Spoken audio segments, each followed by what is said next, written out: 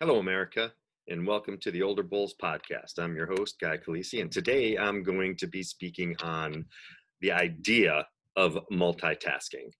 I want to share some thoughts first, quotes and comments on the idea of multitasking. The first one is a Russian proverb. If you chase two rabbits, you will not catch either one. Be like a postage stamp. Stick to one thing until you get to where you're supposed to be. Success is built sequentially. It's one thing at a time. There can only be one most important thing. And this one's from Mark Twain. It ain't what you don't know that gets you into trouble. It's what you know for sure that just ain't so. There are 6 lies that get between us and success. And one of those lies is multitasking. It just doesn't work. The other 5 are the thought that everything matters equally. The third one is a disciplined life. Fourth is willpower is always on will call. The fifth is a balanced life is a bad thing. And the sixth is to-do lists versus success lists. The could do's versus the should do's, and confusing those two things. So multitasking is merely the opportunity to screw up more than one thing at a time. Multitasking is a fallacy. The proper term should be task switching. It's not that we have too little time to do all the things that we need to do. It's actually that we feel the need to do too many things in the time that we have. So success is about doing the right thing, not about doing everything right. When you do the right thing, it can liberate you from having to monitor everything.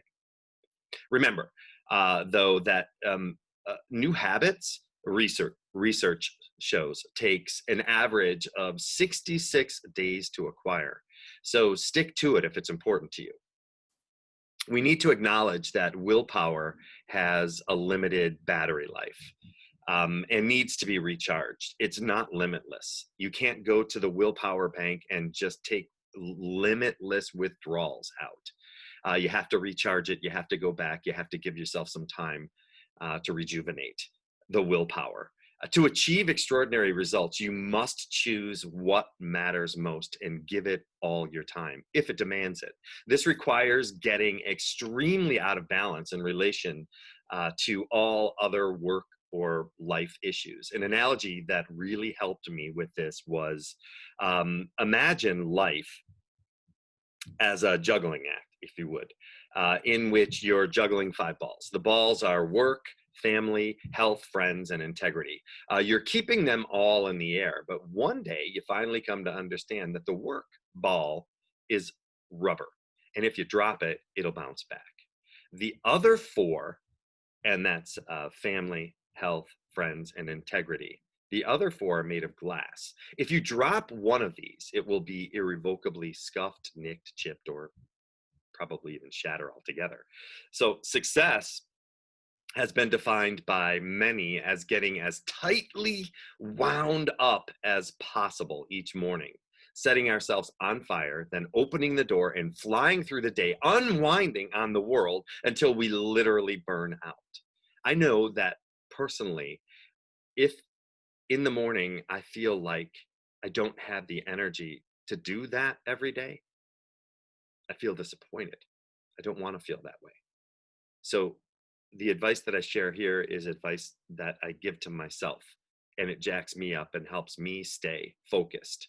We need to unclench. We need to slow down. We need to chill out.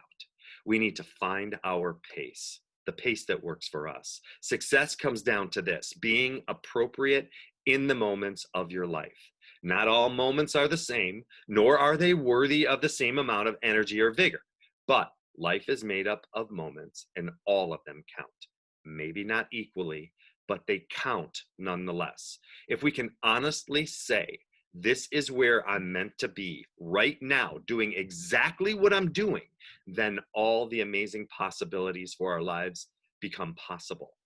Andrew Carnegie had a great quote in his book. I think it was in the road to business success. Anyway, he said, here is a prime condition for success. The great secret, as he saw it, was concentrate your energy, thought, and capital exclusively upon the business in which you are engaged. Having begun on one line, resolve to fight it out on that line and lead in it.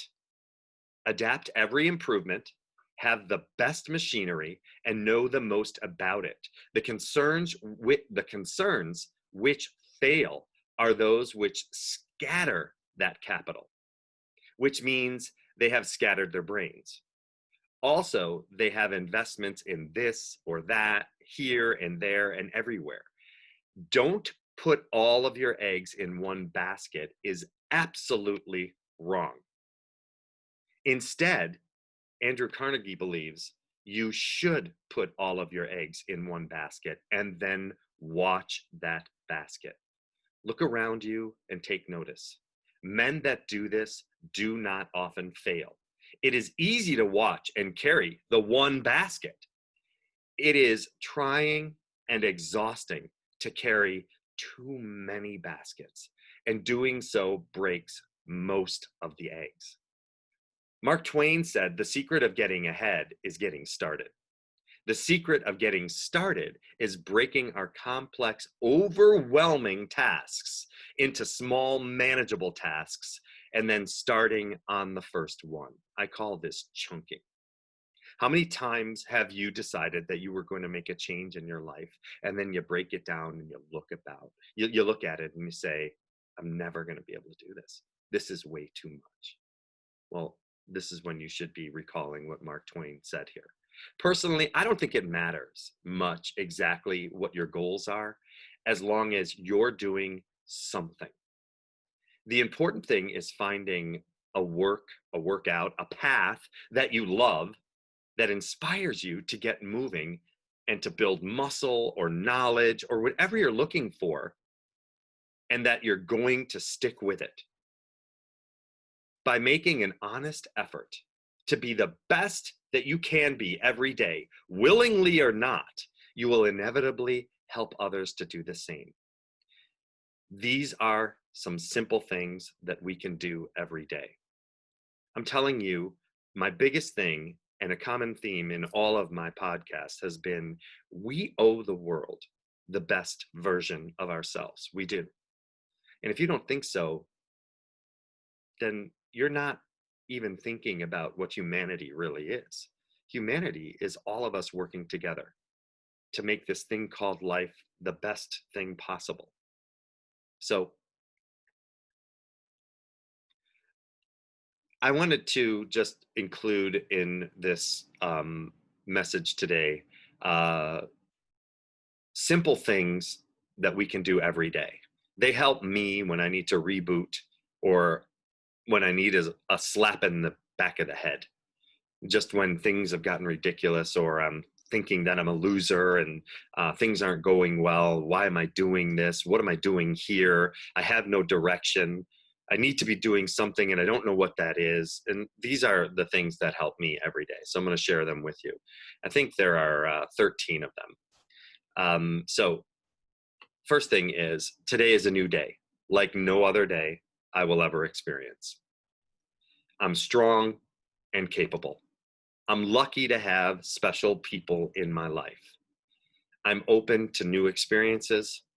Process is more important than perfection. That's a tough one for me. I'm in control of how I see myself. Nobody can tell me who I am or how I should be. I matter. It's a big one. I can do meaningful things with my time. I choose to focus on my blessings, the positives. I am brave and will ask for help when I need it. Phew, that's a tough one. There's always coffee and good music when I need a lift. I don't know about you, but I have a playlist that I listen to that just pumps me up every single time. And music, that's what music is for. So use it. And good coffee. I'm an advocate of that. I release the things that are out of my control. For that one, I think first you need to realize or recognize that certain things are out of your control, out of our control. And the last thing I want to share is my sphere or the force field that surrounds me will not allow negative energy to penetrate it, but will allow me to unleash my positive force onto anyone or anything that comes into its path.